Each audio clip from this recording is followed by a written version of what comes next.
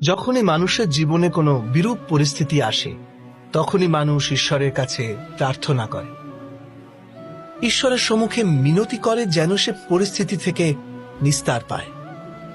কিন্তু এই প্রার্থনার বাস্তবিক রূপ কেমন হয় সেটা কি আমরা কখনো বিবেচনা করেছি? প্রার্থনার অর্থ হল নিজের সমস্ত আকাঙ্ক্ষা, সমস্ত চিন্তা, সমস্ত সংকল্প বিকল্প, সমস্ত পরিকল্পনা ঈশ্বরের চরণে দান করা।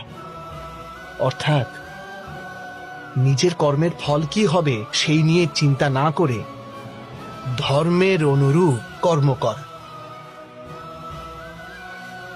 ঈশ্বরের পরিকল্পনাকেই নিয়তি বলে মেনে নেওয়া। সেটাই তো প্রার্থনা, তাই না?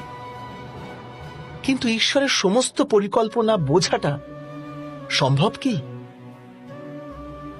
সেসব পরিকল্পনা তো আমাদের কর্মের পরিণামস্বরূপ প্রকাশ পায় সর্বদা।